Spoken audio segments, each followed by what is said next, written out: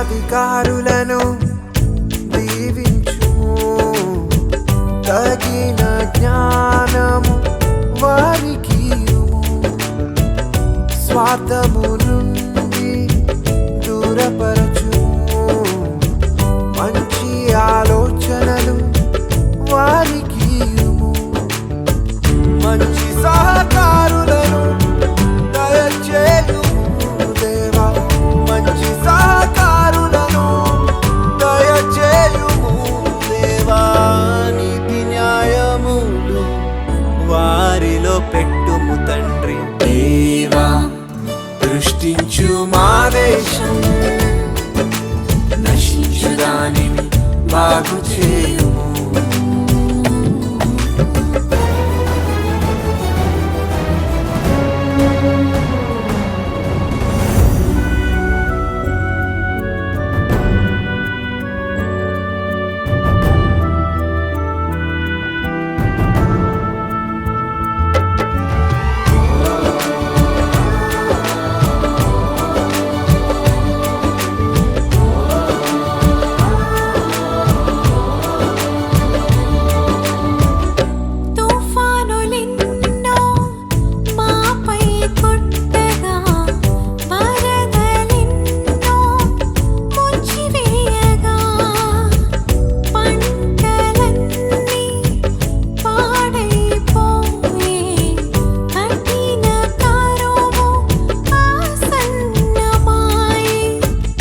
దేశపు నిధులే ఖాళీయాయే, దేశపు నిధులే ఖాళీయాయే. బిదరికము నాట్యము చేయుచుండే.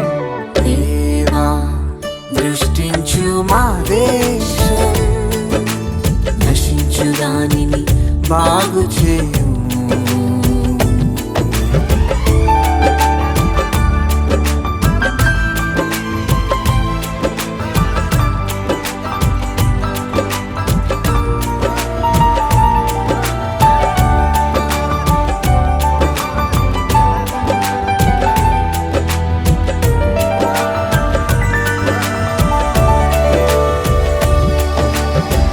మతము అంటూ కలహాలెరేగగా, నీది నాదని భేదము చూపగా.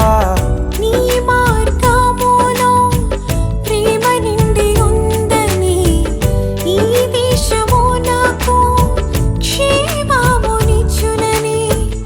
క్రైస్తవ్యము ఒక మతమే కాదని,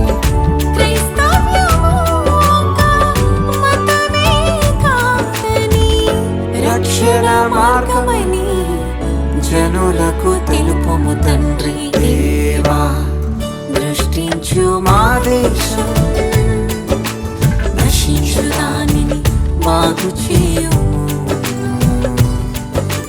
దేవా దృష్టించు మా దేశం, నశించు దానిని బాగు చేయుము. పాపము క్షమించి స్వస్థపరచుము, శాపము తొలగించి దీవించుము. పాపము క్షమించి స్వస్థపరచుము, శాపము తొలగించి దీవించుము. దేవా దృష్టించు మా దేశం, నశించు దానిని బాగు చేయుము. దేవా దృష్టించు మా దేశం, నశించు దానిని బాగు చేయుము.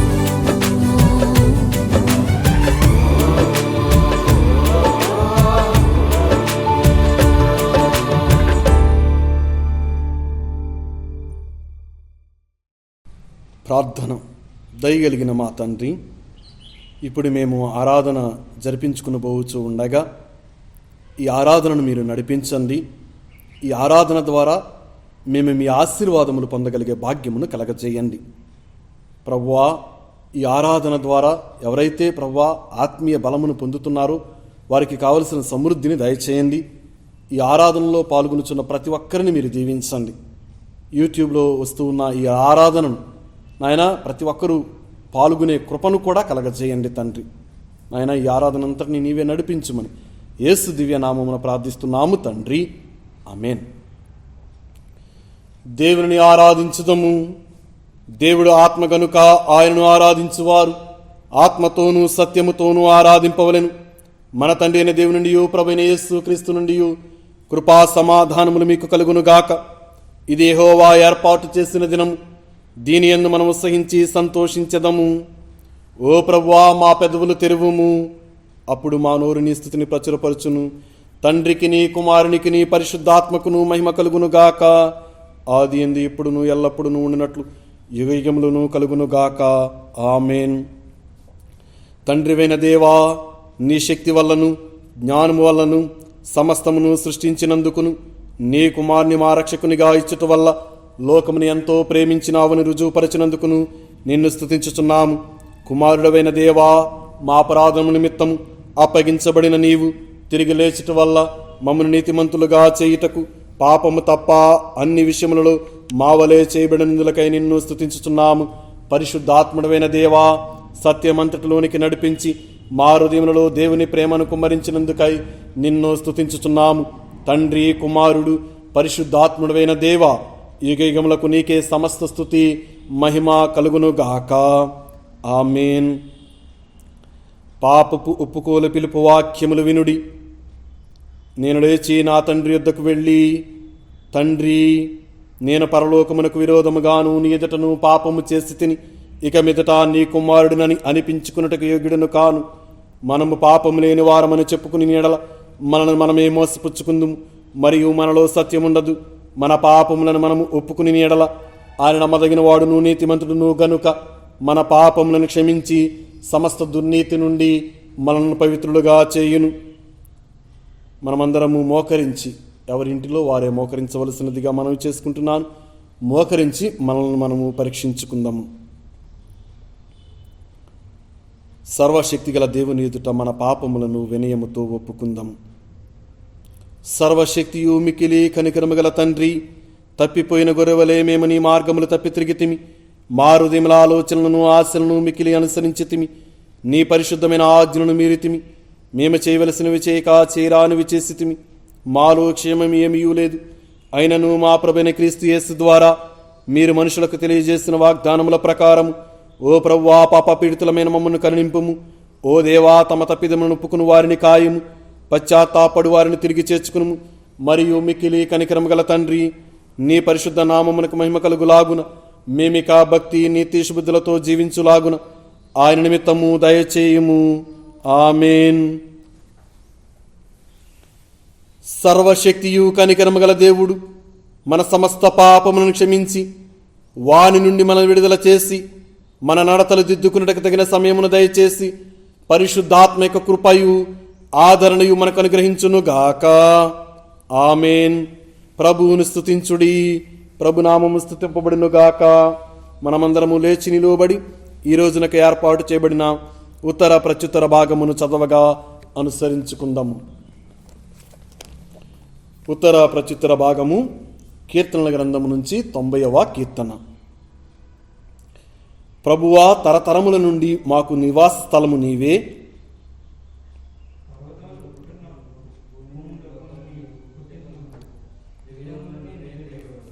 నీవు మనుషులను మంటికి మార్చుచున్నావు. నరులారా, తిరిగి రండని నీవు సెలవిచ్చుచున్నావు.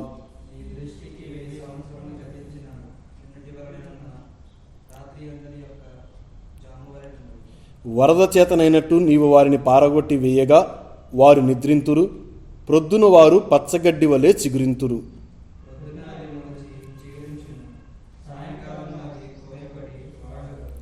నీ కోపం వలన మేము క్షీణించుచున్నాము. నీ ఉగ్రతను బట్టి దిగులు పడుచున్నాము.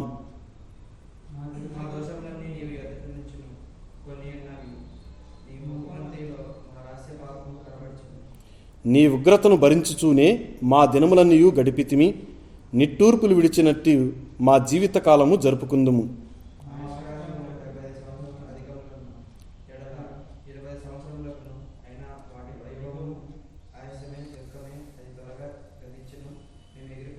నీ ఆగ్రహ బలము ఎంతో ఎవరికి తెలియను?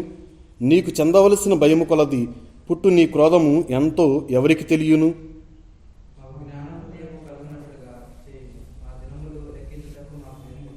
తండ్రి కుమారశుధాత్మకును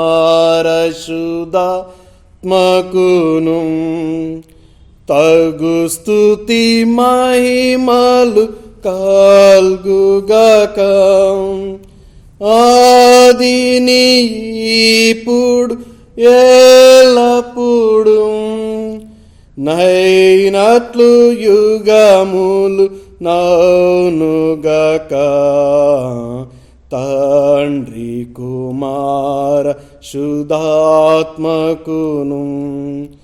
తగు స్తుతి మహిమలు కల్గునామేన్.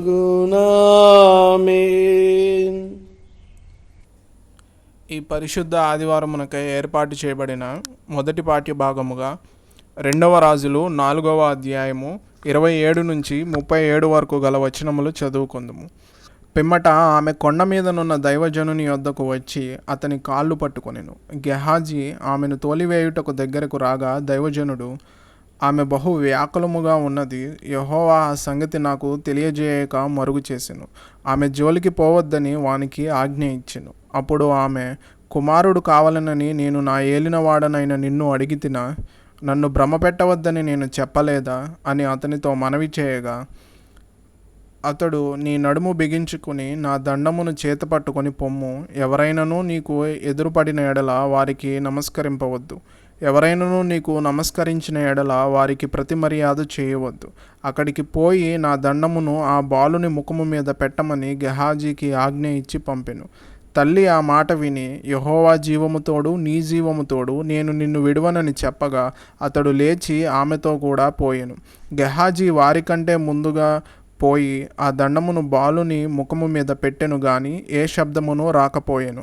ఏమియో వినవచ్చినట్టు కనబడలేదు. గనుక వాడు ఎలీషాను ఎదుర్కొనవచ్చి, బాలుడు మేలుకొనలేదని చెప్పెను.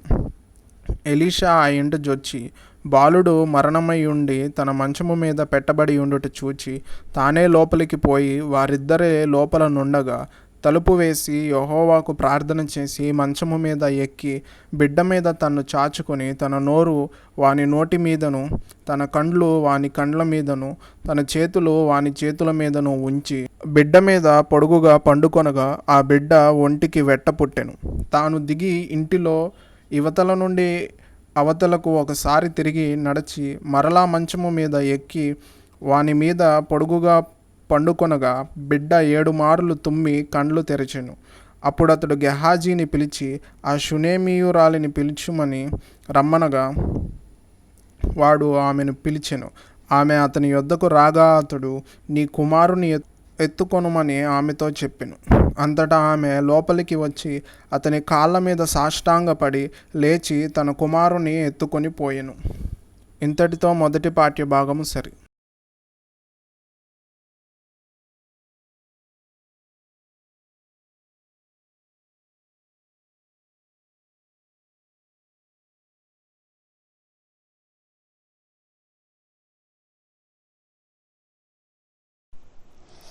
ఈ దినమునకై ఏర్పాటు చేయబడిన పత్రికా పాఠముగా అపోస్తుల కార్యములు 26వ అధ్యాయము 12వ వచనము నుంచి 23వ వచనం వరకు. అపోస్తుల కార్యములు 26వ అధ్యాయము 12వ వచనము నుంచి 23వ వచనం వరకు. అందు నిమిత్తము నేను ప్రధాన యాజకుల చేత అధికారమును ఆజ్ఞయు పొంది దమస్కునకు పోవచుండగా రాజా మధ్యాహ్నమందు నా చుట్టూను నాతో కూడా వచ్చిన వారు చుట్టూను ఆకాశము నుండి సూర్యుని తేజస్సు కంటే మిక్కిలి ప్రకాశమానమైన ఒక వెలుగు త్రోవలో ప్రకాశించుట చూచితిని. మేమందరము నేలన పడినప్పుడు, సౌలా సౌలా నన్నెందుకు హింసించుచున్నావు? మునికోలకను ఎదురు తన్నుట నీకు కష్టమని హెబ్రీ భాషలో ఒక స్వరము నాతో పలుకుట వింటిని. అప్పుడు నేను, ప్రభువా నీవు ఎవడవని అడుగగా, ప్రభువు, నేను నీవు హింసించుచున్న యేసును. నీవు నన్ను చూచియున్న సంగతులను గూర్చియు నేను నీకు కనపడబోవు సంగతిని గూర్చియు నిన్ను పరిచారకునిగాను సాక్షిగాను నియమించుటకై కనపడియున్నాను. నీవు లేచి నీ పాదములు మోపి నిలుపుము. నేను ఈ ప్రజల వలను అన్యజనుల వలనను హాని కలగకుండా నిన్ను కాపాడెదను. వారు చీకటిలో నుండి వెలుగులోనికి, సాతాను అధికారము నుండి దేవుని వైపుకును తిరిగి నా యందలి విశ్వాసము చేత పాపక్షమాపణను పరిశుద్ధపరచబడి వారిలో స్వాస్థ్యమును పొందునట్లు వారి కన్నుల తెరచుటకై నేను నిన్ను వారి యొద్దకు పంపెదనని చెప్పెను. కాబట్టి అగ్రిప్ప, రాజా, ఆకాశము నుండి కలిగిన ఆ దర్శనమునకు నేను అవిధేయుడును కాక మొదట దమస్కులోని వారికిని, యెరూషలేములోను, యూదా దేశమంతటను, తరువాత అన్యజనులకును వారు మారుమనసు పొంది దేవుని తట్టు తిరిగి మారుమనసుకు తగిన క్రియలను చేయవలెనని ప్రకటించుచుంటిని. ఈ హేతువు చేత యూదులు దేవాలయంలో నన్ను పట్టుకుని చంపుటకు ప్రయత్నము చేసిరి. అయినను నేను దేవుని వలన సహాయము పొంది నేటి వరకు నిలిచియుంటిని. క్రీస్తు శ్రమపడి మృతుల పునరుత్థానము పొందువారిలో మొదటివాడగుట చేత ఈ ప్రజలను అన్యజనులకు వెలుగు ప్రచురింపబోవునని ప్రవక్తలకును మోషేయు ముందుగా చెప్పినని కాక మరి ఏమీయూ చెప్పక అల్పులను గనులకును సాక్ష్యమిచ్చుచుంటిని. ఈ వాక్యం ఇంతటితో సరి.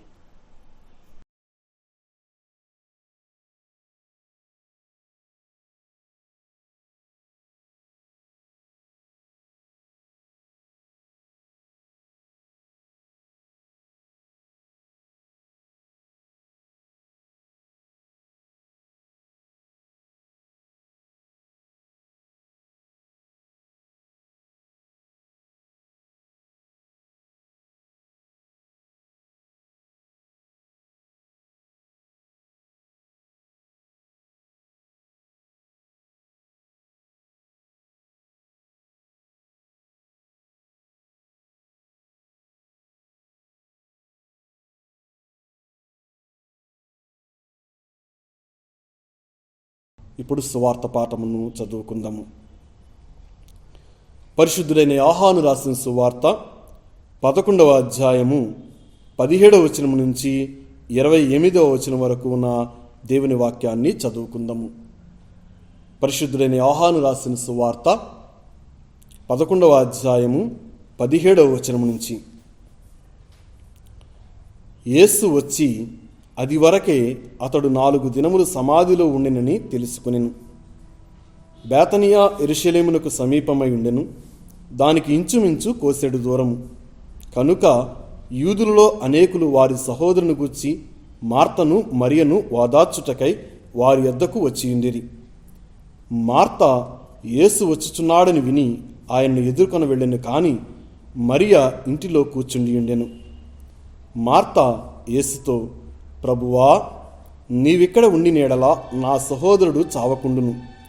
ఇప్పుడైనను నీవు దేవుని ఏమడిగినను దేవుడు నీకు అనుగ్రహించునని ఎరుగుదునెను. యేసు, నీ సహోదరుడు మరలా లేచినని ఆమెతో చెప్పగా మార్త ఆయనతో, అంత్యదినమున పునరుద్ధానమందు లేచునని ఎరుగుదునెను. అందుకు యేసు, పునరుద్ధానమును జీవమును నేనే. నాయందు విశ్వాసముంచువాడు చనిపోయినను బ్రతుకును, బ్రతికి నాయందు విశ్వాసముంచు ప్రతివాడును ఎన్నటికిని చనిపోడు. ఈ మాట నమ్ముచున్నావా అని ఆమెను అడిగెను.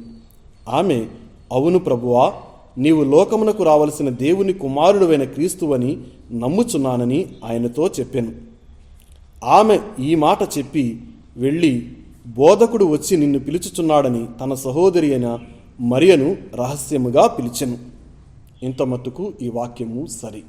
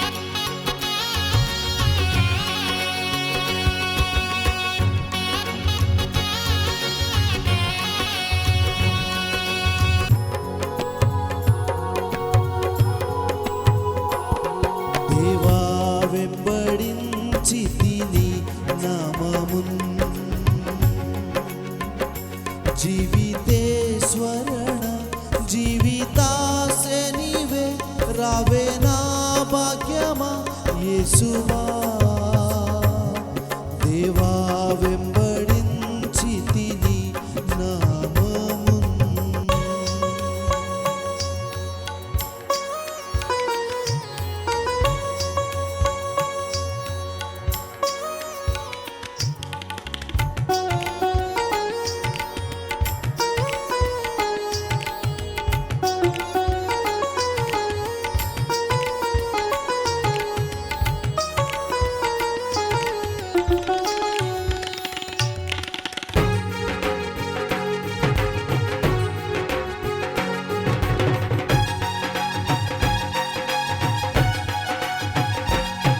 యేసు నీదు ప్రేమను నే వింటిని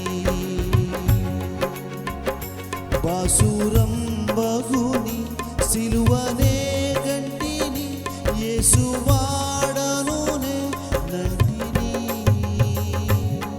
దేవా వెంబడించితి నీ నామమున్. ప్రార్థన చేసుకుందాం.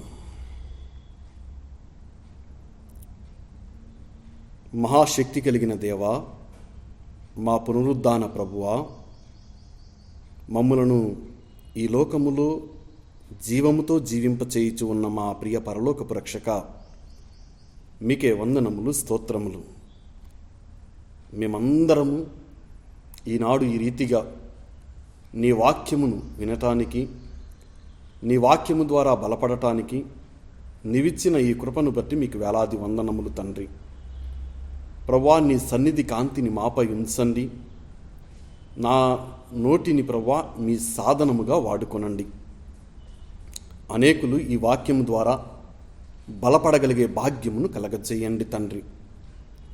ఈ వాక్యము ద్వారా మేమందరము నీ విశ్వాసపు యాత్రలు మరింత సామర్థ్యముతో ఈ లోకంలో జీవించగలిగే భాగ్యమును కలగజేయమని, వినుచున్న మమ్మల్ని అందరినీ మీ ఆత్మతో నింపి నడిపించుమని, ఉన్నతమైన శ్రేష్టమైన నీ పాద సన్నిధిని మేము అడిగి వేడుకుంటున్నాము తండ్రి. ఆమేన్. ప్రభువునందు ప్రియ స్నేహితులారా, ప్రియ విశ్వాసులారా, మీ అందరికీ దేవుని నామం పేరిట మొట్టమొదటిగా వందనములు తెలియపరచుతూ ఉన్నాను. అలాగే మరి ఎటు చూచినా ఒక భయంకరమైన సమాజంలో, మరి ముఖ్యముగా కోవిడ్తో విలవిలలాడిపోతున్న ఈ సమాజంలో మనము మరి జీవముతో జీవించి ఉండటానికి కారణభూతుడైన దేవాది దేవునికి నా హృదయపూర్వక వందనములు కూడా తెలియపరచుకుంటూ ఉన్నాను. ఎటు చూచినా భయం, ఎటు చూచినా ఆందోళన, ఎవరిని పలకరించాలన్నా, ఎవరితో మాట్లాడాలి అన్నా, ఎవరింటికి వెళ్ళి కాసేపు కూర్చోవాలి, లేకపోతే వారితో సంభాషించాలి అన్నా చాలా భయం ప్రతి ఒక్కరిలో. అలాగే మన దగ్గరకు ఎవరు వస్తూ ఉన్నా మనం చాలా అలజడితో ఉండిపోతూ ఉన్నాం. ఎవరు ఏం తీసుకొస్తున్నారు? ఎందుకంటే వారు తీసుకొచ్చేది భౌతికంగా కనపడితే మనం దేనినైనా మనం వాటిని ఎదుర్కోవటానికి అవకాశం ఉంటుంది. కానీ వారు తీసుకువచ్చే వారికి తెలియదు, అలాగే మనకి తెలియదు. ఈ కనపడని శత్రువుతో మనం ఎంత పోరాటం చేస్తున్నాము అంటే మనందరికీ తెలుసు. ఆ పోరాటంలో మరి దేవుని కృపను బట్టి కొంతమంది జీవముతో ఉంటున్నారు, కొంతమంది మరి దేవుని సన్నిధికి చేరుతూ ఉన్నారు. ఇలాంటి పరిస్థితులలో మరి దేవుని వాక్యాన్ని వినటం ఎంతో శ్రేయస్కరం, ఎంతో మరి మనకు ఆనందదాయకం. ఎందుకంటే దేవుని మాటలు మరి దేవాలయంలో వినటం మనం చాలా కష్టతరమైపోయినది. దేవాలయంలో కాసేపు కూర్చుని ఆరాధన చేసుకుందామంటే వీలు కాని మరి సందర్భముగా మారిపోయినది. ప్రపంచం ఎంత భయంకరమైన పరిస్థితిలో ఉన్నదో మనందరికీ తెలుసు. ఇలాంటి సమయంలో మనం మన యొక్క జీవితం గురించి, మన యొక్క ఆలోచనల గురించి స్పష్టమైన స్థితి కలిగి ఉండాలి. చాలామంది ఏమనుకుంటున్నారంటే మనకున్నది మనల్ని కాపాడుతుంది అని. నిజమే, మనకున్నది అది దేవుని పట్ల విశ్వాసమైతే, ఒకవేళ దేవుని పట్ల నమ్మకమైతే మనల్ని తప్పకుండా కాపాడుతుంది. దేవుడు కాపాడతాడు. ఆ విశ్వాసం మనది గొప్పది. ఒకవేళ అది దేవుని పట్ల కాకుండా ఏ ధన సంబంధమైనదో లేకపోతే ఏ వస్తు సంబంధమైనదో అయితే అవి ఏమీ మనలను కాపాడలేవు. కాబట్టి మనం దేవుని వాక్యమును విశ్వాసముతో వినాలని, దేవుని వాక్యము ద్వారా మీరంతా బలపడాలని, ఇతరులను బలపరచాలని అధైర్యములోకి చాలామంది వెళ్ళిపోతున్నారు. చిన్న జలుబు చేసినా, చిన్న దగ్గొచ్చినా, చిన్న జ్వరం కనిపించినా అలజడితో చాలామంది హార్ట్అటాక్ వచ్చి చనిపోయిన వారు చాలామంది ఉన్నారు. కాబట్టి మనం ప్రజలను బలపరచటానికి ముందుగా మనం విశ్వాసం కలిగి ఉండాలని, ఎందుకంటే దేవాది దేవుడు ఎంతోమందిని లేపాడు, స్వస్థపరిచాడు, ఎంతోమందిని బలపరిచిన సంఘటనలు మనం అందరం వింటున్నాం. దాని ద్వారా చాలా బలాన్ని కూడా, ధైర్యాన్ని కూడా పొందుతూ ఉన్నాం. కాబట్టి మనం ఇతరులను బలపరచడానికి ఈరోజు మన యొక్క అంశం చాలా గొప్ప అంశం. పునరుద్ధాన క్రీస్తునందు విశ్వాసముంచుట. పునరుద్ధాన క్రీస్తునందు విశ్వాసముంచుట. Believe in resurrection Christ. Believe in resurrection Christ. ఈ అంశాన్ని మనం చూసినట్లయితే ఆ అంశంలోకి వెళ్ళే ముందుగా పౌలు భక్తుడు తిమోతికి రాసిన మొదటి పత్రికలో చాలా చక్కటి మాట మాట్లాడుతూ ఉన్నారు. ఏమిటి ఆ మాటలంటే, తిమోతికి రాసిన పత్రిక 6వ అధ్యాయము 12వ వచనములో విశ్వాస సంబంధమైన మంచి పోరాటము పోరాడుము. విశ్వాస సంబంధమైన మంచి పోరాటము పోరాడుము, నిత్య జీవమును చేపట్టుము. నిత్య జీవమును అంటే విశ్వాస సంబంధమైన పోరాటాన్ని కనుక మనం పోరాడితే ఈ లోకంలో నిత్య జీవం పొందుతాము అనేది పౌలు ద్వారా తిమోతికి తెలియపరుస్తూ, ఆ తిమోతి పత్రిక ద్వారా మనకు కూడా తెలియపరుస్తూ ఉన్నారు. ఈ విశ్వాస సంబంధమైన పోరాటం పోరాడాలి అంటే మనలో యాకోబు పత్రికాకారుడు మాట్లాడుతున్నాడు. ఏమంటున్నాడంటే, క్రియలు కలిగిన విశ్వాసము. క్రియలు కలిగిన విశ్వాసం. 2వ అధ్యాయము 26వ వచనములో ఒక మాట ఉంటుంది యాకోబు రాసిన పత్రికలో. ప్రాణము లేని శరీరం ఎలాగు మృతము, అలాగే క్రియలు లేని విశ్వాసము మృతం. ఈ అధ్యాయంలో అంతా మనం చూస్తే విశ్వాసము, క్రియలు, వీటన్నిటి గురించి చాలా కూలాంకుషముగా, వివరముగా మాట్లాడుతూ ఉంటాడు. అలాగే బైబిల్ గ్రంథంలో ఎక్కడ చూసినా ఈ విశ్వాసము లేదా ఈ నమ్మకము, ఈ బిలీఫ్ అనేది దేవుని పట్ల ఉండాలి. ఉన్నవారు రక్షింపబడతారు, ఉన్నవారు చనిపోయినా సరే లేపబడతారు అనేది మనం తెలుసుకోవచ్చు. అందుకనే మనం ఈ పాండమిక్ సిట్యువేషన్లో, ఈ యొక్క కరోనా విజృంభిస్తున్న ఈ దశలో మనం విశ్వాసాన్ని పెంపొందించుకోవాలి. అది క్రీస్తునందు, పునరుద్ధాన క్రీస్తునందు. ఎందుకంటే పునరుద్ధానము అనేది క్రీస్తు ద్వారా మాత్రమే కలుగుతుంది తప్ప మరొకరి ద్వారా కలగదు. మనకు ఇవ్వబడిన లెసన్స్ని మనం పరిశీలనగా చదివినట్లయితే, మీరు ఒకసారి ప్రతి లెసన్ని నేనేమంటున్నానంటే ఒక 2-3 టైమ్స్ ఖాళీ ఉన్నప్పుడల్లా చదివితే దానిలో ఉన్న అర్థము, అంతరార్థము మనకు తెలుస్తుందేమో గమనించండి. ఎందుకంటే 90వ కీర్తన మనం ఎన్నోసార్లు చదువుంటాం, ఎన్నో సందర్భాలలో ఆ 90వ కీర్తనను జ్ఞాపకం చేసుకుంటూ ఉంటాం. ఎందుకంటే అందులో ఉన్న వాక్యాలు మనలను చాలా ప్రభావితం చేస్తూ ఉంటాయి. ఎలాంటి ప్రభావితం అంటే, ఎవరినన్నా బలపరచాలన్నా, ఎవరికన్నా ఏదైనా మనం మేలు చేయాలన్నా ఈ కొన్ని మాటలు ఉపయోగిస్తాం. ఏమని మాటలు ఉపయోగిస్తామంటే, మన యొక్క ఆయుష్ గురించి మాట్లాడుతూ, మన ఆయుష్ 70 సంవత్సరాలే, లేదా మరి అధిక బలం ఉన్నా, లేదా కొద్దిగా గట్టిగా ఉన్న 80 సంవత్సరాలు, అది కూడా ఆయాసమే దుఃఖమే అని ఈ ఇందులో ఉన్న వాక్యములను మనం వారికి తెలియపరుస్తూ చెబుతూ ఉంటాం. ఇది కంపల్సరీగా మనం చదువుతూ ఉంటాం. అయితే ఈ కీర్తన 3 విషయాలను మనకు చాలా విశదంగా తెలియపరుస్తూ ఉన్నది. ఈ కీర్తన ఏమిటా విషయాలు అంటే, మనము ఈ లోకములో ప్రయాణించే ప్రయాణికులం తప్ప ఈ లోకం శాశ్వతమైనది కాదు. ఓన్లీ ప్రయాణం చేస్తున్నాం, ఇది మనకు శాశ్వతమైనది కాదు, దేవుడే మనకు శాశ్వతుడు అని మొదటి 2 వచనాల ద్వారా మనం తెలుసుకోవచ్చండి. ఎందుకంటే ప్రభువా, తరతరముల నుండి మాకు నివాస స్థలము నీవే. వీఆర్ ట్రావెలర్స్, ఈ లోకంలో ప్రయాణిస్తూ ఉన్నాం.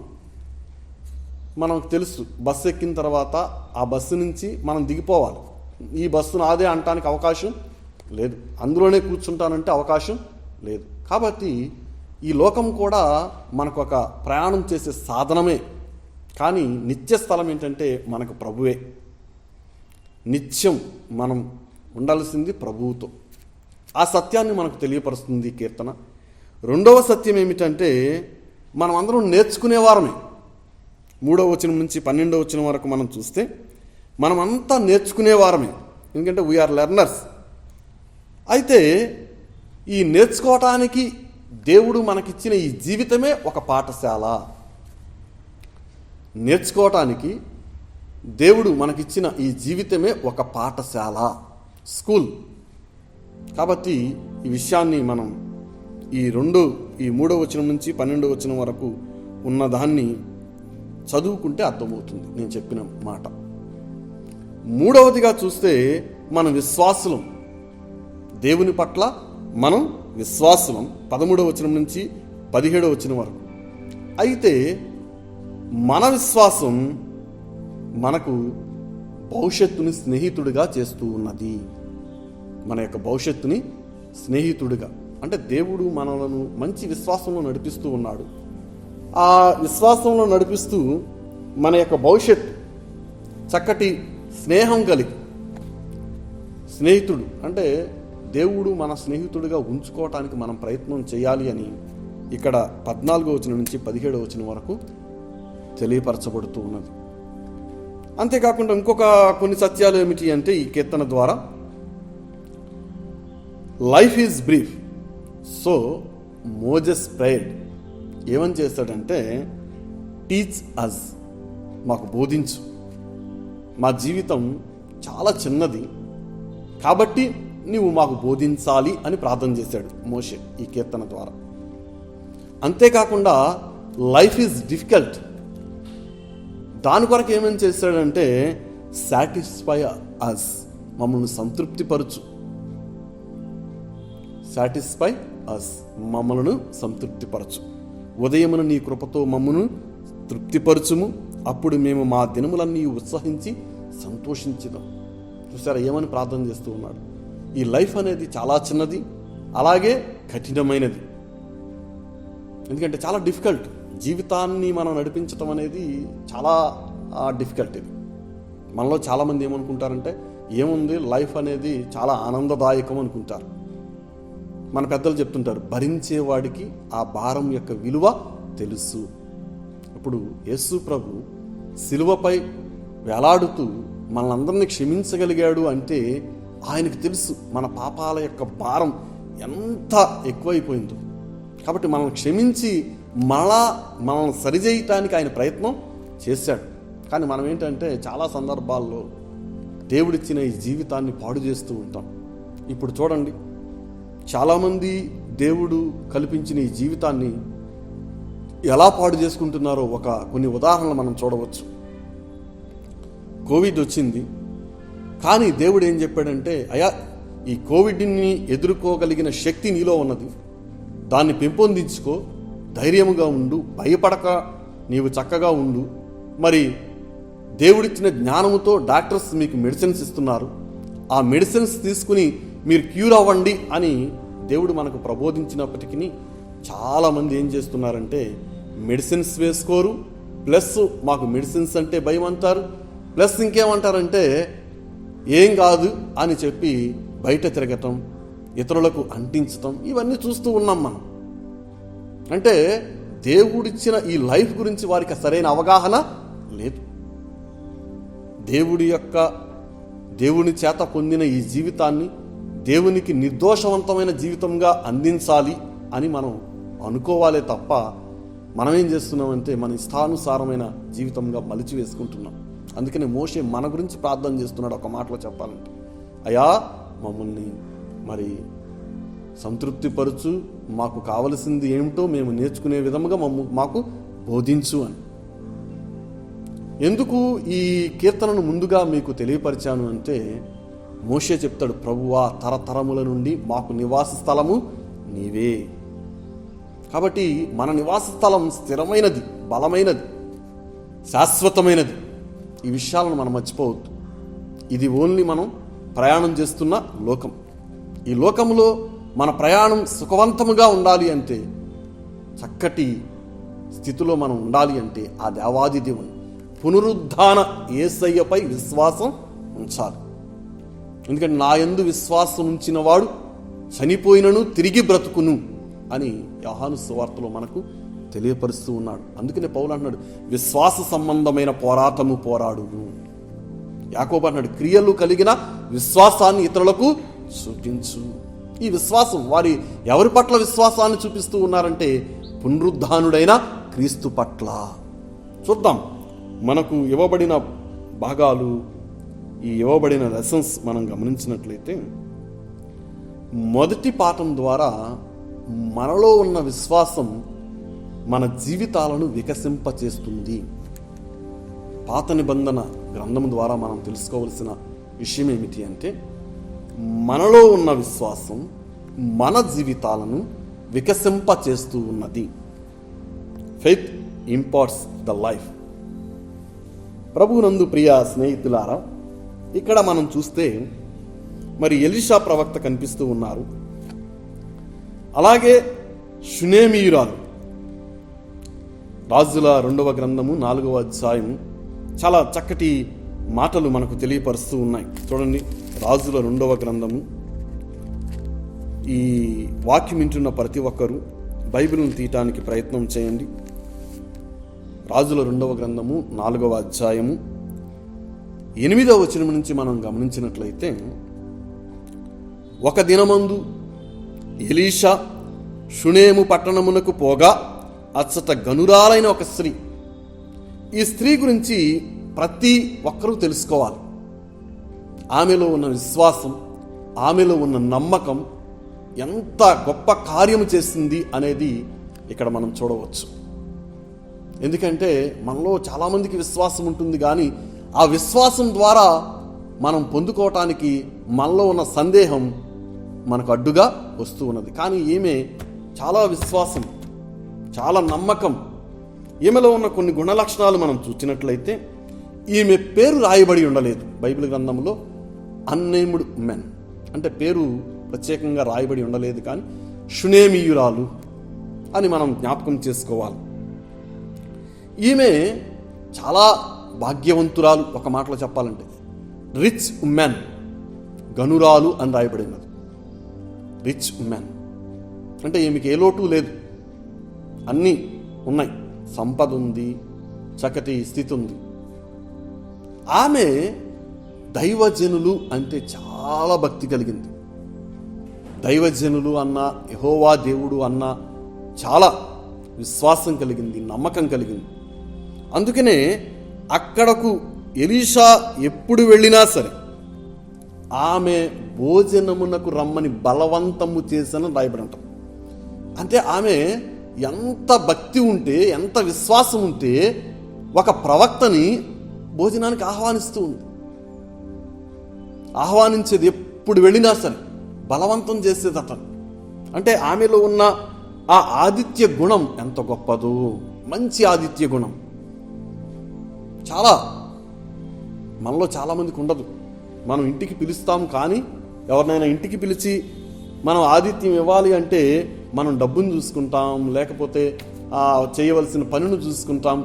కానీ ఆమె చాలా గొప్ప ఆతిథ్యము ఇచ్చే స్త్రీగా మనం చూడవచ్చు. అంతేకాకుండా ఆమెలో ఉన్న ఇంకొక గుణం ఏమిటంటే, ఆమె గుణములను బట్టి, ఆమె లక్షణములను బట్టి భర్త కూడా ఆమె మాట తూచా తప్పకుండా వినేవాడు. భర్త కూడా ఆమె మాట తూచా తప్పకుండా వినేవాడు. నిజమే, భక్తి కలిగిన స్త్రీ యొక్క మాట ఏ పురుషుడు జవదాటడు. భక్తి కలిగిన స్త్రీ మాట ఏ పురుషుడు కూడా, అంటే ఏ భర్త కూడా జవదాటడు. ఎందుకంటే ఆమెలో ఉన్న ఆ భక్తి, ఆమె ద్వారా వారు పొందుతున్న ఆశీర్వాదాలు, ఇవన్నీ చూసినప్పుడు ఏ పురుషుడు కూడా తన భార్య యొక్క మాట జవదాటడు. అంతేకాకుండా మనం ఇక్కడ చూస్తే ఆమెలో ఉన్న భక్తి క్రియారూపకమైన భక్తి, ఆమెలో ఉన్న విశ్వాసం క్రియారూపకమైన విశ్వాసం. ఆమె ఏమంటుందంటే తన భర్తతో, 9వ వచనం, కాగా ఆమె తన పెనిమిటిని చూచి, మన యొద్దకు వచ్చుచూ పోవుచున్నవాడు భక్తిగల దైవజనుడని నేను ఎరుగుదును. కావున మనము అతనికి గోడ మీద ఒక చిన్న గది కట్టించి అందులో అతని కొరకు మంచము, బల్ల, పీట, దీపస్తంభము నుంచుదము. చూసారా, కావలసిన వస్తువులు, గది కట్టించటమే కాకుండా కావలసిన వస్తువులు కూడా పెట్టి ఏం చేయమంటుంది, ఆయన వచ్చినప్పుడు వెళ్ళినప్పుడు అక్కడ ఉంటాడు అని చెప్పి చక్కటి గదిని కూడా కట్టించింది. ఒక దైవజనునిపై ఉన్న నమ్మకము ఎంత గొప్పదో మనం చూడవచ్చు. అంతేకాకుండా ఇక్కడ అవన్నీ చేసింది. అవన్నీ చేసిన తర్వాత అందుకని ఇక్కడ ఏమంటారంటే, మొదటి పాయింట్ మనం చూస్తే ఆమె గ్రేట్ ఉమెన్గా, ఆ పాఠములో మొదటి పాయింట్ ఏంటంటే గ్రేట్ ఉమెన్, చాలా గొప్ప స్త్రీగా మనం చూడవచ్చు. ఇన్ని లక్షణాలు ఉన్నాయి ఆమెలు. అలాగే రెండవ పాయింట్ చూస్తే ఏ గ్రేట్ గిఫ్ట్, బహుమానం, ఒక గొప్ప బహుమానం పొందింది ఆమె. ఈ లక్షణాల ద్వారా ఆమె ఏం బహుమానం పొందిందంటే, ఎలీషా ప్రవక్త వచ్చి ఆమెను అడిగినప్పుడు, అమ్మా నేను మీకు ఏమైనా చేయాలా అంటే ఆమె చూడండి అక్కడ ఏమంటదు, 13వ వచనములో, అతడు నీవు ఇంత శ్రద్ధాభక్తులు మా యందు కనపరిచితివి, నీకు నేనేమి చెయ్యవలెను అని చెప్పి ఆయన ఏమనుకుంటాడంటే, రాజుతోనైనను సైన్యాధిపతులతోనైనను నిన్ను గూర్చి నేను మాట్లాడవలని కోరుచున్నావా అని అడుగగా, చూడండి అడగమని గేహాజీకి చెప్తే గేహాజీ అడిగితే చూడండి అక్కడ ఏమంటాడు, అందుకామె నేను నా స్వజనులలో, ఇక్కడ ప్రతి స్త్రీ కూడా స్వజనులు అనే మాట నేను చాలాసార్లు చెప్తుంటాను. ఎందుకంటే నేను స్వజనుల్లో ఉన్నాను అంటే ఆమెకు ఏ కొదువా లేదని అర్థం, ఏ ఇబ్బంది లేదు. ఎందుకంటే మనకు తెలుసు, మన ఇంటి ఆడపిల్లలను మనం ఎంత అపురూపంగా పెంచుకుంటాము, అలాగే మనం ఎంత గొప్పగా చూసుకుంటాము. వివాహమైన తర్వాత కూడా తల్లిదండ్రులు వదిలిపెట్టకుండా ఆమెను వదిలిపెట్టరు. వివాహం అయినా సరే నా పని అయిపోయిందిలే అనుకోరు. ఎందుకంటే తల్లిదండ్రులు లేదా అన్నదమ్ములు ఎలా చూస్తారంటే ఆ ఇంటి ఆడబిడ్డను చాలా గొప్పగా చూసుకుంటారు. ఇక్కడ అది కనిపిస్తుంది. ఆమె ఎంత ధైర్యంతో చెప్తుందనంటే, నేను నా స్వజనులలో. అయితే గేహాజీ చెప్తాడు, ఏమని చెప్తాడంటే ఎలీషాకి, అయ్యా ఆమెకు సంతానం లేదు, పిల్లలు లేరు అన్నప్పుడు వెంటనే అక్కడ జరిగిన సంఘటన చూడండి. ఎందుకు అంటే ఆమె చూపిస్తున్న ఆ శ్రద్ధా శక్తి, ఆ విశ్వాసం దేవుని పట్ల, లేకపోతే దైవజనుని పట్ల ఆమెకున్న నమ్మకం, వీటన్నిటిని బట్టి ఎలీషా ఆమెను పిలిచి ఏమని మాట్లాడుతున్నాడు చూడగా, ఆమెను పిలువమనగా వాడు ఆమెను పిలిచెను. ఆమె వచ్చి ద్వారముందు నిలువగా ఎలీషా, మరుసటి ఏట ఈ ఋతువున నీ కౌగిట కుమారుడుండునని ఆమెతో అన్నాడు. కానీ ఆమె ఏమంటదంటే, దైవజనుడా, నా ఏలినవాడా, అలాగూ పలకవద్దు, నీ దాసురాలినితో నేను అబద్ధమాడవద్దని. అంటే భయపడుతూ ఉంది. ఆమె ఎంతో ఆసక్తిగా ఎదురు చూచి ఉండవచ్చు, ఆమె ఎన్నో ప్రయత్నాలు చేసి ఉండవచ్చు. కాబట్టి ఆమె ఏమంటుందంటే, అయ్యా నన్ను నిరాశ చెందించవద్దు, నేను ఏ ఆశతో కూడా నిన్ను ఇంత గొప్పగా చూడటం లేదు, కేవలం దేవుని యందు విశ్వాసం, దేవుని యందు భయభక్తులతోనే నేను చూస్తున్నాను అనే ఒక విషయాన్ని ఆమె చాలా క్లియర్గా తెలియపరుస్తుంది. అయినా సరే ఎలీషా సంతాన ఆశీర్వాదమును ఇచ్చి చక్కటి గిఫ్ట్ని ఇచ్చినట్లుగా మనం చూడవచ్చు. ఏ విధముగా అయితే ఎలీషా దీవించాడో అదే విధముగా ఆమె బిడ్డను పొందుకుంది. అయితే ఇక్కడ చూడండి, విశ్వాసములో ఉన్న ఆమె ఒక్కసారిగా కుదుపుకు లోనైంది. అందుకని 3వ పాయింట్ చూస్తే ఏ గ్రేట్ సారో, చాలా గొప్ప బాధ. ఎలాంటి బాధ అంటే తండ్రికి కూడా తెలియనటువంటి బాధ. ఆ కుమారుడి తండ్రికి కూడా తెలియదు అంతగా, కానీ తల్లి ఎంత బాధపడుతుందంటే ఆ కుమారుడు మరి ప్రాణం విడిచినట్లుగా మనం చూస్తే అక్కడ చూడండి,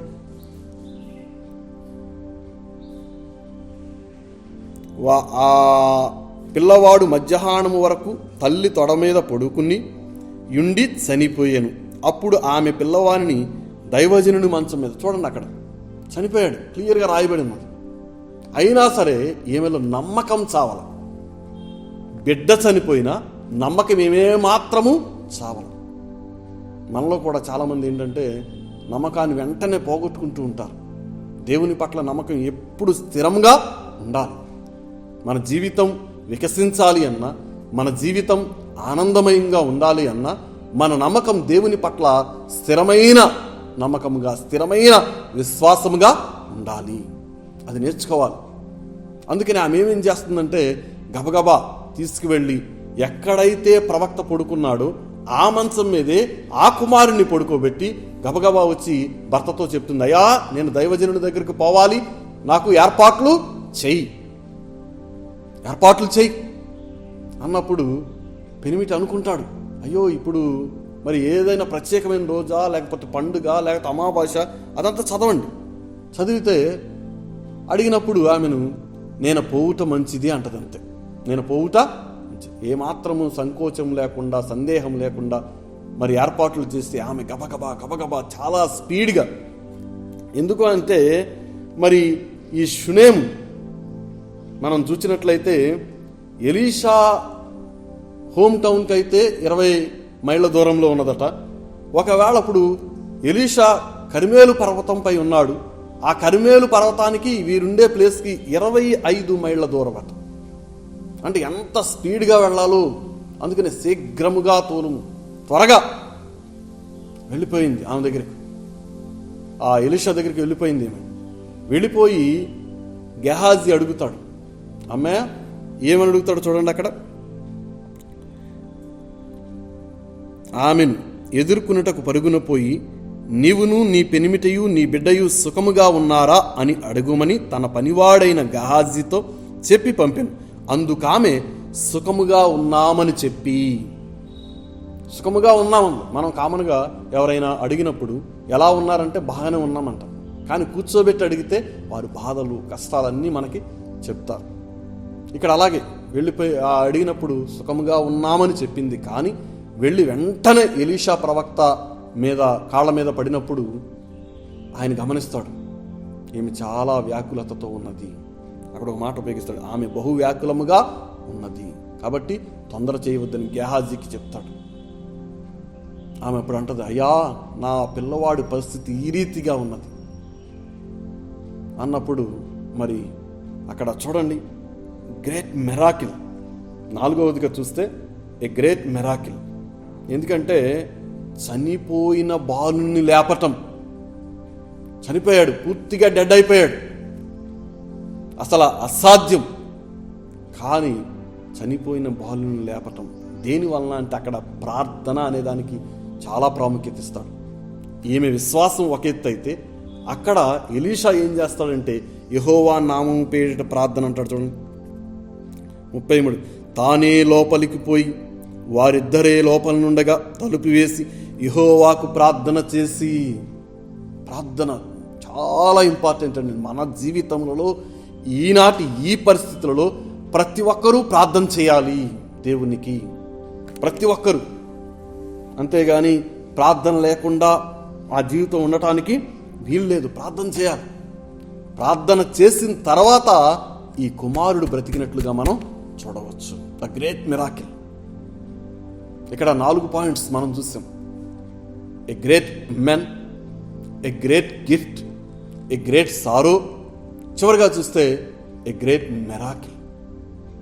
చూడండి అక్కడ ఈ 4 దేని వలన అంటే ఆ స్త్రీలో ఉన్న విశ్వాసం, దేవుని పట్ల, దైవజనుని పట్ల ఉన్న నమ్మకం మనం చూడవచ్చు. చనిపోయిన వారు కూడా తిరిగి లేపబడినారు. అక్కడ మనం చూస్తే మన విశ్వాసం ఎలా ఉంది. మనం చిన్న చిన్న వాటికే మన విశ్వాసాన్ని కోల్పోతూ ఉంటాం. అలాగే సువార్త పాఠాన్ని కూడా చూడవచ్చు. మనం సువార్త పాఠంలో కూడా మనం గమనించినట్లయితే చాలా విషయాలు ఉంటాయి, మనందరికీ తెలుసు. ఆ సువార్త పాఠం ద్వారా మనం నేర్చుకోవాల్సిన విషయం ఏమిటంటే మన విశ్వాసం, అలాగే దేవుని ప్రేమ మనలను బ్రతికిస్తుంది.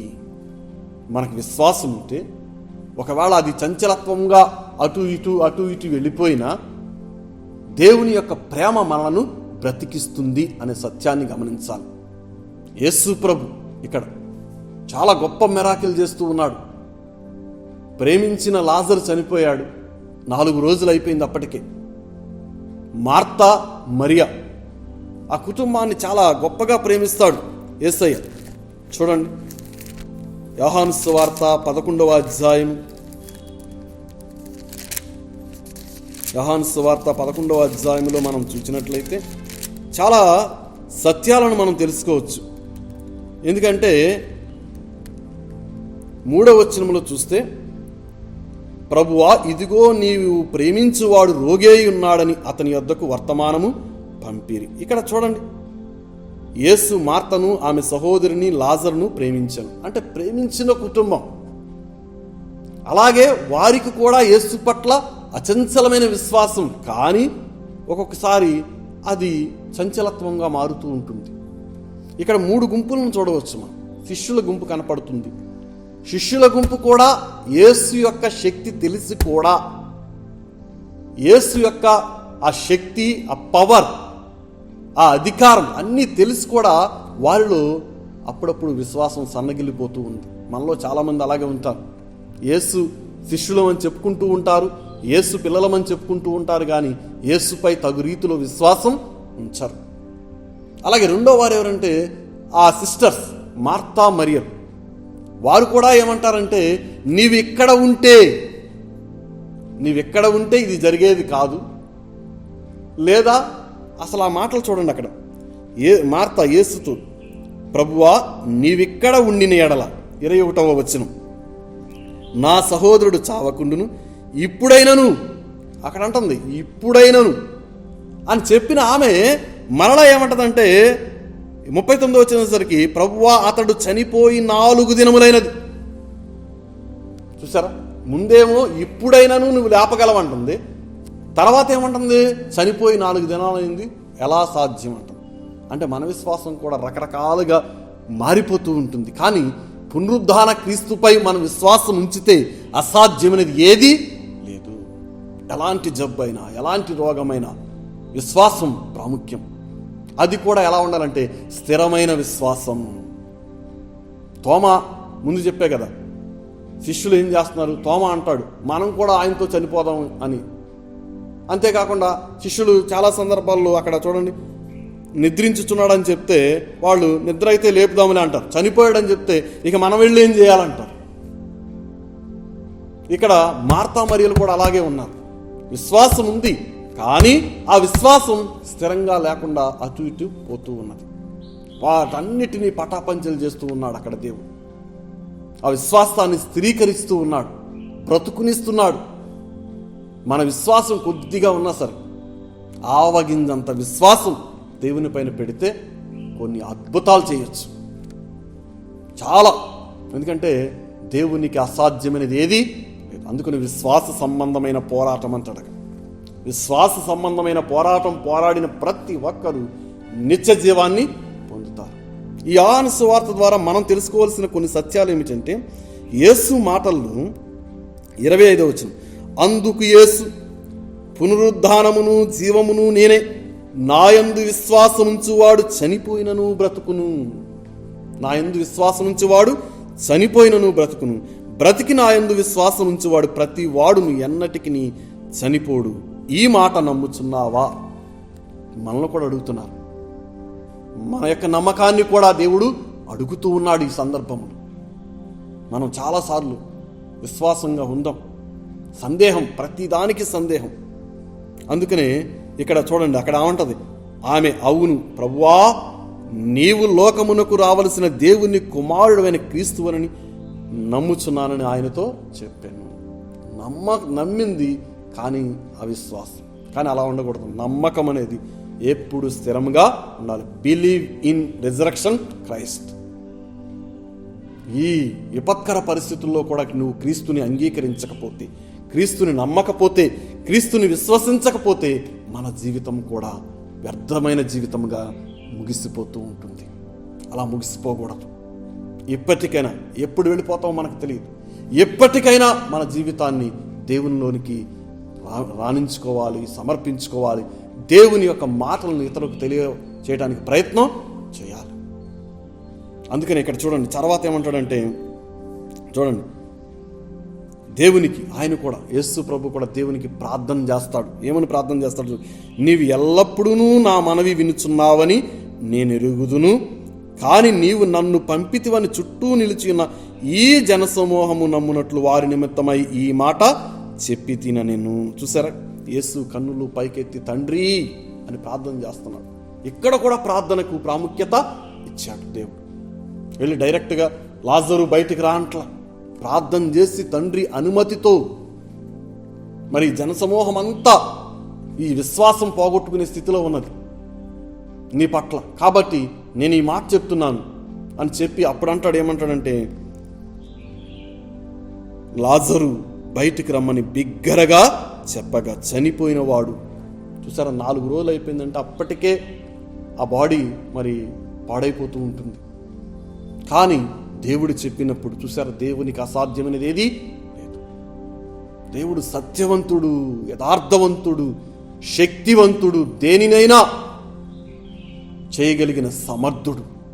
అట్లాంటి వానిపై విశ్వాసం ఉంచాలి. ఈ చిన్న జీవితంలో సమస్యలతో నిండి ఉన్న ఈ జీవితాన్ని ఆయన దగ్గర పెట్టాలి విశ్వాసంతో. పౌలు చేసేది అదే. అక్కడ పౌలు అంతకుముందు పరిసయ్యుడిగా జీవించినప్పుడు, నా జీవితం ఇది, ఎప్పుడైతే యేసుని, పునరుద్ధాన యేసుని నేను చూశాను, ఆయన నాతో మాట్లాడాడు, అప్పటి నుంచి నేను యేసు కొరకే జీవిస్తున్నానంటాడు. చూడండి, అపోస్తుల కార్యముల గ్రంథం 26వ అధ్యాయం మనకు ఇవ్వబడిన భాగాన్ని చూసినట్లయితే చూడండి, రాజా, మధ్యాహ్నమందు నా చుట్టూను నాతో కూడా వచ్చిన వారి చుట్టూను ఆకాశము నుండి సూర్య తేజస్సు కంటే, చూసారా, దేవుణ్ణి వర్ణిస్తున్నాడు ఇక్కడ, మిక్కిలి ప్రకాశమానమైన యొక్క వెలుగు త్రోవలో ప్రకాశించుట చూచితిని. చూచానంటున్నాడు, చూచితిని. ఒక స్వరం కూడా వినపడిందని చెప్తాడు. ఏమంటాడు చూడండి, సౌలా సౌలా నన్నెందుకు హింసించుచున్నావు, మునికోలలకు ఎదురు తనుట నీకు కష్టమని హెబ్రీ భాషలో ఒక స్వరము నాతో పలుకుట వింటిని. చూసారు, చాలా చక్కగా చెప్తున్నాడు. అయ్యా, దేవుడు నాతో మాట్లాడాడు, నేను చూశాను, ఆ ప్రకాశవంతమైన వెలుగును చూశాను, కాబట్టి నా విశ్వాసాన్ని ఇక పోనిచ్చుకోను, నా విశ్వాసాన్ని ఆయన పైనే ఉంచుతాను. నన్ను దేని కొరకైతే ఆయన నియమించుకున్నాడు, దేని కొరకైతే నన్ను ఈ లోకంలో జీవింప చేస్తూ ఉన్నాడు, దేని కొరకైతే నన్ను నడిపిస్తూ ఉన్నాడు, ఆ పని నేను చేస్తా. ఎన్ని అవరోధాలు వచ్చినా, ఎన్ని సమస్యలు వచ్చినా, ఎన్ని ఇబ్బందులు వచ్చినా. చూడండి, అక్కడ ఏమంటాడు 18వ వచనంలో, నేను ఈ ప్రజల వలనను అన్యజనుల వలనను హాని కలగకుండా నిన్ను కాపాడేదను, వారు చీకటిలో నుండి వెలుగులోనికి, సాతాను అధికారం నుండి దేవుని వైపునకు తిరిగి నా యందలి విశ్వాసము చేత పాప క్షమాపణను పరిశుద్ధపరచబడిన వారిలో స్వాస్థ్యమును పొందునట్లు వారి కన్నులు తెరచుటకై నేను నిన్ను వారి యొద్దకు పంపేదనని చెప్పిన ఆయన చెప్పిన మాటలు చెప్తున్నాడు అక్కడ. అందుకనే నేను ఈ పని చేస్తానంటాడు. కాబట్టి అగ్రిప్పారాజా, ఆకాశము నుండి కలిగిన ఆ దర్శనముకు నేను అవిధేయుడును కాక, దేవుని మాటకు నేను విధేయుడినే, అవిధేయుడిగా ఉండదలుచుకోలేదు. కాక ఏమంటున్నాడు చూడండి, మొదట దమస్కులోని వారికి, యెరూషలేములోను, యూదయా దేశమంతటా, తరువాత అన్యజనులకును వారు మారు మనస్సు పొంది దేవుని తట్టు తిరిగి మారు మనస్సుకు తగిన క్రియలు చేయవలనని ప్రకటించుచుంటిని. ప్రకటిస్తూనే ఉన్నాడు, ఎల్లప్పుడూ ప్రకటిస్తూనే ఉన్నాడు. ఆయన చనిపోయే వరకు కూడా యేసుని ప్రకటించాడు పౌలు. చూడండి, చాలా చక్కగా చెప్తాడు. ప్రకటించి, ఈ హేతువు చేత యూదులు దేవాలయములు నన్ను పట్టుకుని చంపుటకు, అంటే చంపటానికి ప్రయత్నం చేస్తున్నా సరే ఆ పునరుద్ధాన శక్తి కలిగిన యేసయ్యను నేను ప్రకటన చేస్తూనే ఉంటా. ఎంత గొప్ప విశ్వాసం అండి, ఎంత గొప్ప నమ్మకం అండి. చనిపోతున్నా సరే, చనిపోయినా సరే నేను ప్రకటిస్తూనే ఉంటా అంటాడు. చూడండి అక్కడ. అందుకని చూడండి, అయినను నేను దేవుని వలనైన సహాయము పొంది నేటి వరకు నిలిచి ఇంటిని, క్రీస్తు శ్రమపడి మృతుల పునరుద్ధానము పొందువారిలో మొదటి వాడగుట చేత. చాలా క్లియర్గా చెప్తున్నాడు. మొదటి ఈ ప్రజలకును అన్యజనులకు వెలుగు ప్రచురింపబోవునని ప్రవక్తలను మోషేయు ముందుగా చెప్పినవి కాక మరి ఏమీ చెప్పక అల్పులకును గనులకును సాక్ష్యం ఇచ్చుచుంటిని. సాక్ష్యం ఇవ్వ.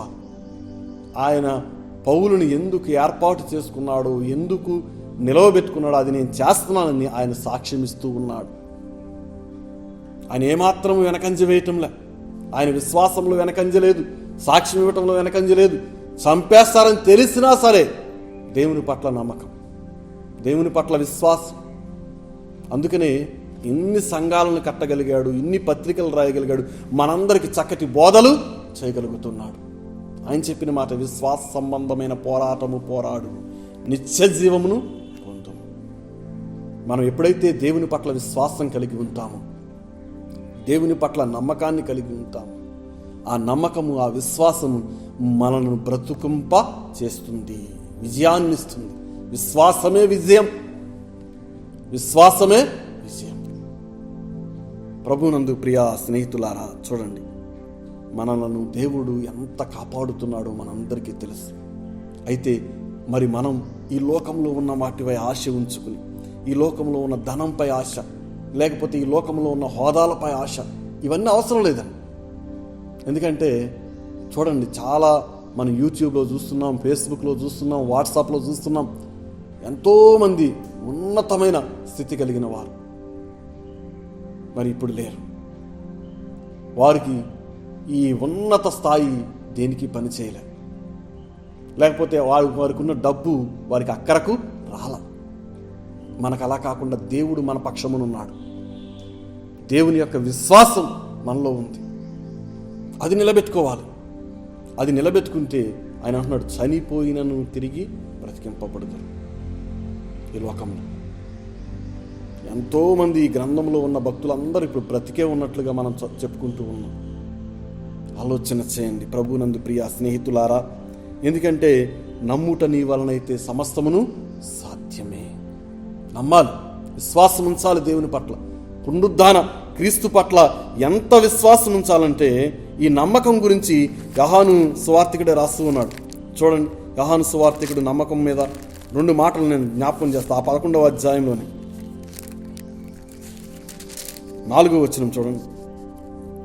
యేసు అది విని, ఈ వ్యాధి మరణము కొరకు వచ్చినది కాదు, కానీ దేవుని కుమారుడు, చాలా చక్కగా, దేవుని కుమారుడు మహిమ పరచబడినట్లు దేవుని మహిమ కొరకు వచ్చింది, దేవుని మహిమ కొరకు వచ్చినట్లుగాను. అలాగే మనం చూస్తే ఇంకొక చోట కూడా రాయబడి ఉంటుంది దేవుని మహిమ గురించి.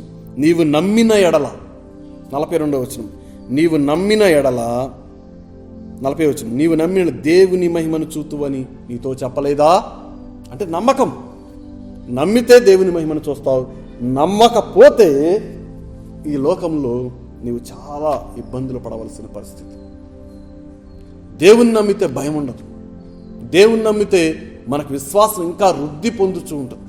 ఎందుకంటే 90వ కీర్తనలో మీకు జ్ఞాపకం చేశాను. ఆ కీర్తన అంతా చదివితే ఎంతో బలం వస్తుంది. ఎందుకంటే ఈ లోక జీవితం అనేది శాశ్వతమైన జీవితం కాదు. యేసునందు విశ్వాసం ఉంచు. పునరుద్ధానం యేసునందు విశ్వాసం ఉంచుము, నీకు నిత్య జీవం. ఎందుకంటే విశ్వాస సంబంధమైన పోరాటం మనకు నిత్య జీవాన్ని ప్రసాదిస్తూ ఉంది. విశ్వాసం ఒక్కటే, అది దేవుని యందే, అది పునరుద్ధాన యేసునందే, త్రియేక దేవుని యందే. కాబట్టి ఈ మాటలను మన యొక్క హృదయంలో భద్రపరుచుకుని దేవుని పట్ల విశ్వాసం కలిగి, పునరుద్ధాన యేసయ్య పట్ల నమ్మకము కలిగి మనం మన జీవితాలను మరి దేవుని ముందు పెట్టి వాటి ద్వారా బలం పొందుచు ముందుకు కొనసాగాలని తెలియపరుచుకుంటూ ఈ మాటలు ముగిస్తూ ఉన్నాను. ప్రార్థన చేసుకుందాం. ప్రతి ఒక్కరూ మరి మీ గృహములలో మోకరించవలసినదిగా మనవి చేసుకుంటూ ఉన్నాను. మోకరించి ప్రార్థనలో ఏకీభవించవలసినదిగా కోరుచూ ఉన్నాను. ప్రార్థన. దయగలిగిన మా తండ్రి, అద్భుతకరమైన దేవా, మా లోకరక్షక, నీకే వందనములు, స్తోత్రములు తండ్రి. ఈ పరిశుద్ధమైన ఆదివారములు పరిశుద్ధముగా మిమ్ములను మేము ధ్యానించటానికి, మిమ్ములను ప్రభువా ఘనపరచటానికి, నీ వాక్యమును తెలుసుకోవటానికి మేము ప్రభా కూడి నీ వాక్యమును తెలుసుకున్నాం. మమ్ములను ఈ రీతిగానైనా సరే నీ వాక్యమును వినటానికి ప్రేరేపిస్తూ ఉన్నావు, సహాయం చేస్తూ ఉన్నావు తండ్రి. చాలామంది ప్రభా నీ వాక్యము ప్రభా దొరకక నీ ఎప్పుడూ దేవుని మాటలు విందామా అని ఎదురు చూస్తూ ఉన్నారు. వారందరికీ మీరు నీ వాక్కు చేత వారికి వినిపించండి. ఆనాడు పౌలుకి ఏ రీతిగా నీ మాటలను వినిపించావు అదే రీతిగా మా అందరికీ కూడా నీ మాటలను వినిపించండి తండ్రి. ప్రభువా నీ యొక్క కృపనుంచండి. విన్న ఈ మాటలు ప్రభువా మా హృదయంలో భద్రపరుచుకుని విశ్వాసముతో ఉండగలిగే భాగ్యమును కలగచేయండి తండ్రి. విశ్వాసం ఒక్కొక్కసారి చంచలత్వం కలిగి ఉంటున్నది తండ్రి. ఆ చంచలత్వం మాలో నుంచి తీసివేసుకునే భాగ్యమును కలగచేయండి. నీ కృపతో మమ్మల్ని నింపండి తండ్రి. మీ ఆత్మతో మమ్మల్ని నింపండి తండ్రి. నీ బలీయమైన శక్తిని మాపై ఉంచండి తండ్రి. అయినా కరోనాతో అనేక మంది బాధపడుతున్నారు తండ్రి. వారందరికీ స్వస్థతనివ్వండి. స్వస్థత నీ వశములో ఉన్నది తండ్రి. అయినా మేము ప్రార్థిస్తున్నాం, విశ్వాసముతో ప్రార్థిస్తున్నాం. అడుగుడి మీకు ఇయ్యబడునన్నావు తండ్రి. అడుగుతున్నాం తండ్రి. అయినా నీవు తప్ప మమ్మల్ని ఎవ్వరూ కాపాడలేరు తండ్రి. అయినా మేము అడుగుతూ ఉన్నాం విశ్వాసముతో. మా ప్రార్థనను ఆలకించండి, జీవమునివ్వండి తండ్రి. ఆయన అనేక మంది బాధపడుచు ఉన్నారు, వారందరికీ స్వస్థతనివ్వండి తండ్రి. అలాగే ప్రభువా ఈ కరోనా జాగ్రత్తలు తీసుకోమని చెబుతున్న ప్రతి ఒక్కరికి మీరే సహాయం చేయండి తండ్రి. ప్రభుత్వాల గురించి ప్రార్థిస్తూ ఉన్నాం, అలాగే ప్రజలందరి గురించి ప్రార్థిస్తున్నాం. రాష్ట్ర ప్రజలను, దేశ ప్రజలను, ప్రపంచంలో ఉన్న వారిని ప్రతి ఒక్కరిని మీరే బలపరచండి తండ్రి. నీ కృపచేత నింపండి తండ్రి. ఆయన ఈ ప్రార్థనలో ఏకీభవిస్తున్న ప్రతి ఒక్కరికి నీవే సంపూర్ణమైన శాంతి సమాధానం అనుగ్రహించండి. ఆయన అనేకులు ప్రభువా నీ సన్నిధిలో చేరారు తండ్రి. వారందరి బట్టి మేము ప్రార్థిస్తున్నాం. వారి కుటుంబాలను మీరు ఆదరించండి, ధైర్యపరచండి తండ్రి. అలాగే ప్రభువా గర్భముతో ఉన్న బిడ్డల గురించి ప్రార్థిస్తూ ఉన్నాం. వారికి మంచి ప్రసవం దయచేయండి తండ్రి. బిడ్డలతో సంతోషముగా ఉండగలిగే భాగ్యమును కలగచేయండి. అలాగే ప్రభువా ఆయన పిల్లలు కొరకు ఎదురు చూస్తున్న వారి గురించి ప్రార్థిస్తున్నాం తండ్రి. గర్భఫలము నీవిచ్చు బహుమానము తండ్రి. మీరు గర్భఫలాన్ని దయచేయండి తండ్రి. నీ కృపచేత నింపండి, మీ ఆత్మచేత నింపండి తండ్రి. మహోన్నతుడా నీకే వందనములు, స్తోత్రములయ్యా. నాయనా ప్రతి ఒక్కరికి విశ్వాసాన్ని వృద్ధి పొందించుకుని ఆ కృపను కలగచేయండి తండ్రి. విద్యార్థులను దీవించండి. విద్యార్థులు, ఇంటర్మీడియట్ విద్యార్థులు ఆయన రాబోయే దినములలో ఎగ్జామ్స్ రాస్తూ ఉన్నారు. ఏ విధమైన ఇబ్బంది లేకుండా, ఏ విధమైన అజాగ్రత్తగా ఉండకుండా మీరే చూడండి తండ్రి. వారి యొక్క జ్ఞానమును పరీక్షించుకునే భాగ్యమును వారికి కలగచేయండి. అలాగే 10th క్లాస్ వరకు ఆయన సిద్ధపడుచున్న బిడ్డల గురించి ప్రార్థిస్తున్నాం. వారికి కావలసిన కృపను దయచేయండి, జ్ఞానమునివ్వండి తండ్రి. అలాగే రకరకముల ఎగ్జామ్స్ రాస్తూ ఉన్నారు అనేక మంది విద్యార్థులు, వారందరి గురించి ప్రార్థిస్తూ ఉన్నాం. వారందరికీ కావలసిన జ్ఞానమునివ్వండి తండ్రి. మహోన్నతుడా ఉద్యోగ ప్రయత్నములో అనేక మంది ఉంటూ ఉన్నారు. ఆయన వారికి ఉద్యోగములను దయచేయండి. కోవిడ్తో అనేక మంది బాధపడుతూ ఉన్నారు, వారికి స్వస్థతనివ్వండి తండ్రి. ఆయన కోవిడ్ ద్వారా ఉద్యోగములు పోయి ఇంటి దగ్గరే ఉంటున్న వారి గురించి కూడా ప్రార్థిస్తున్నాం. వారికి మీరే ఆయన సహాయం చేయండి. ఆయన ఉద్యోగస్తులందరినీ దీవించండి, మా సంఘాన్ని దీవించండి. సంఘంలో ఉన్న ప్రతి ఒక్కరు నీ చిత్త ప్రకారం జీవించగలిగే భాగ్యమును కలగజేయండి తండ్రి. ఆయన అనేక ప్రాంతముల నుంచి ఎంతో సంతోషముగా వచ్చే ప్రజలు నాయన మా సంఘస్థులు, వారందరినీ ఆయన మీరు బలపరచండి. వారందరూ ఇప్పుడు గృహముల్లో ఉండి నిన్ను ఆరాధిస్తున్నారు తండ్రి, నిన్ను పూజిస్తున్నారు, నిన్ను కనపరుస్తున్నారు. ప్రభా వారికి కావలసిన కృపను కలగచేయండి నాయన. ప్రభా అలాగే ఈ నాయన యూట్యూబ్ ద్వారా ఎవరైతే ఈ ఆరాధనలో పాల్గొన్నారో వారికి కావలసిన ఆరోగ్యములను దయచేయండి, వారి కుటుంబాలను దీవించండి ఆయన. దీని కొరకు ఎవరైతే బిడ్డలు ప్రయత్నం చేస్తూ ఉన్నారో వారందరినీ మీరు దీవించండి తండ్రి. ఆయన ప్రతి ఒక్కరూ ఆయన నీ కృపచేత నింపబడే భాగ్యమును కలగచేయండి. పరిచర్య చేసే బిడ్డల గురించి ప్రార్థిస్తున్నాం, వారిని వారి కుటుంబాలను దీవించండి తండ్రి. ఈ మధ్యకాలంలో అనేక మంది ప్రభువా పరిచర్య చేసే కుటుంబాలు నీ సన్నిధిలో చేరి ఉన్నాయి తండ్రి. ఆయన అయితే వారు విడిచి వెళ్ళిన కుటుంబాలన్నింటినీ మీరు బలపరచండి తండ్రి. ఆయన అలాగే ప్రభువా విశ్వాసంతో ఉన్న ప్రతి ఒక్కరికి కావలసిన ధైర్యమునివ్వండి, ఆయన భయమును తీసివేయండి, ఆయన సమృద్ధిని దయచేయండి ప్రభువా. పురుషులను, స్త్రీలను, యవనస్తులను, చిన్నపిల్లలను, వృద్ధాప్యంలో ఉన్న వారికి మంచి బలమునివ్వండి ఆయన. వృద్ధాప్యంలో ఉన్నవారు ఆయన ఎంతో విశ్వాసముగా నీ వైపు చూస్తూ ఉన్నారు, వారికి కావలసిన బలమును, శక్తిని అనుగ్రహించండి తండ్రి. నీ కృపను అందించండి, నీ శక్తిని అందించండి, నీ కాపుదలను అందించండి. నీవే తోడుగా ఉండండి తండ్రి. ఆయన ఈ పరిశుద్ధ ఆదివారములు మేము ప్రార్థన చేసుకునే భాగ్యమును అనుగ్రహించావు తండ్రి. ఆయన ఈ ఆరాధనను మీరు అంగీకరించండి. ఈ ఆరాధన ద్వారా మేము ఆశీర్వాదములు పొందుకోగలిగే భాగ్యమును కలగచేయండి తండ్రి. ప్రభువా నాయన నీ యొక్క కృపను, నీ యొక్క శక్తిని, నీ యొక్క బలమును మాపై కుమ్మరింప చేయమని నాయనా నీవే మాకు తోడుగా ఉండమని ప్రార్థనా మనవులు కోరిన ప్రతి ఒక్కరి విజ్ఞప్తిని నీ ముందు పెట్టుచున్నాం. ఆయన అనారోగ్యముతో ఉన్న బిడ్డలను మీరు ఆరోగ్యముతో నింపండి. అనేక మంది పేర్లు ఇచ్చారు తండ్రి, ఆ పేర్లన్నీ నీ సన్నిధిలో పెడుతూ ఉన్నాం. ఆయన వారందరినీ బలపరచండి, వారందరికీ శక్తినివ్వండి తండ్రి. ప్రభువా నీ కృప ద్వారా, నీ శక్తి ద్వారా బలపరచుమని, నీవే కాపుదలను దయచేయమని ఈ ప్రార్థనను అంగీకరించి విన్న వాక్యం ప్రకారం మేము జీవించగలిగే భాగ్యమును కలగజేయండి. మరలా వచ్చే వారంలో మేము సజీవ లెక్కలో ఉండి నిన్ను స్తుతించుకోగలిగే కృపను కూడా కలగచేయమని, నీవే తోడుగా, నీడగా, రక్షణగా ఉండమని యేసు ఉన్నతమైన నామమున ప్రార్థిస్తున్నాము తండ్రి. ఆమేన్. పరలోకమందున్న మా తండ్రి, నీ నామము పరిశుద్ధపరచబడును గాక, నీ రాజ్యం వచ్చును గాక, నీ చిత్తము పరలోకమును నెరవేర్చున్నట్టు భూమి మీద నెరవేరును గాక. మా అనుదిన ఆహారం నేడు మాకు దయచేయి. మళ్ళా అపరాధములు చేసిన వారిని మేము క్షమించిన ప్రకారం మా అపరాధము క్షమించు. మమ్మల్ని శోధనలోకి తేకాకి నుండి తప్పించు. ఎందుకనగా రాజ్యము, శక్తి, మహిమ నిరంతరము నీవై ఉన్నావు తండ్రి. ఆమేన్. మన ప్రభువైన యేసు క్రీస్తు కృపయు, దేవుని ప్రేమయు, పరిశుద్ధాత్మ యొక్క సహవాసం మనందరికీ, ప్రజలందరికీ సదాకాలము తోడై నడిపించి రక్షించునుగాక. ఆమేన్, ఆమేన్, ఆమేన్.